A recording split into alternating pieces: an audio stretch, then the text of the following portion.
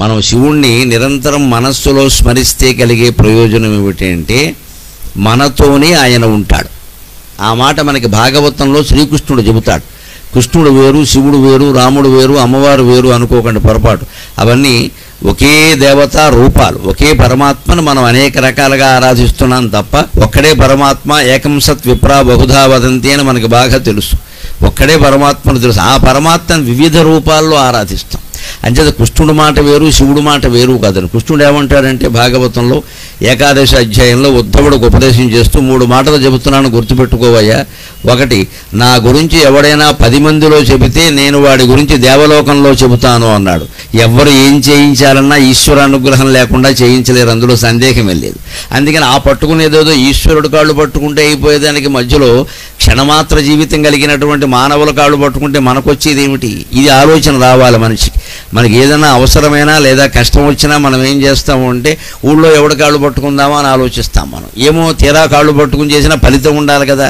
ఆ పట్టుకునేది ఈ ఊరికి కాదు, ఈ దేశానికి కాదు, అనంతకోటి బ్రహ్మాండాలన్నిటికీ అధినాథుడైనటువంటి మీ పరమేశ్వరుని యొక్క పాదాలు పట్టుకుంటే మంచిది కదా. పట్టుకునేదేదో ఆ కోరిక ఉన్నప్పుడు పెద్ద కోరిక, పెద్ద ప్రయత్నం చేద్దామండి, అల్ప ప్రయత్నం ఎందుకు? అలా చేస్తే కలిగే ప్రయోజనం ఏమిటంటే 3 మాటలు చెబుతున్నాను, గుర్తుపెట్టుకో ఉద్ధవ. ఒకటి, నా గురించి ఎవడు 10 మందిలో చెబుతాడో వాడి గురించి నేను దేవలోకంలో చెబుతా అన్నాడు. రెండవది, నా పేరు మీద ఎవరైనా ఒక 10 రూపాయలు దానం ఇస్తే వాడికి దానికి 10 రెట్లు ఇస్తాను నేను అన్నాడు. 3వ మాట చాలా ముఖ్యమైన మాట చెప్పాడు. ఎవరైనా నన్ను మనస్సులో స్మరిస్తూ ఉంటే మరో దారి లేదు ఉద్ధవ, నేను అతను ఉన్న చోటే ఉంటాను అన్నాడు. ఖచ్చితంగా శివస్మరణ అంత గొప్పది, భగవత్ స్మరణ అంత గొప్పది. అందుకే భక్త కవి ఏమంటున్నాడు అంటే, తలవగా తలవగా తలవంసవేమయ్య సురగంగలో మేము శిరసు ముంప. మనం నమ శివాయ నమ శివాయ నమ శివాయ అని మనం మనసులో స్మరిస్తూ ఉంటే ఆయన తల వంచి మన దగ్గరకు వస్తాడు మన అనుగ్రహించడం కోసం. ఎందుకంటే అంతటి దేవుడు గర్భగుడు దాటి రావాలంటే తల వంచాలిగా, తప్పదుగా. గర్భగుడు గుమ్మం చిన్నదిగా ఉంటుంది. అందుకని ఎంత పెద్ద మనిషి 6 అడుగుల పొడుగైన వాడు వచ్చినా గర్భగుడి దగ్గర తల వంచాల్సిందే. అందుకని తల వంచి మన కోసం వస్తాడు. ఆయన తల వంచితే జరిగేది ఏమిటో తెలుసా? సురగంగలో మేము శిరసు ముంప.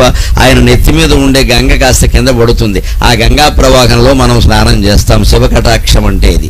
గంగా ప్రవాహంలో స్నానం చేయడం అంటే మనస్సును చాలా పవిత్రంగా చేసుకోవడం. అంతకంటే కావలసింది ఏమిటి? మామూలు నీళ్లలో స్నానం చేస్తేనే ఇవాళ శుభ్రంగా తలారా స్నానం చేశామండి అంటూ ఉంటాం కదా.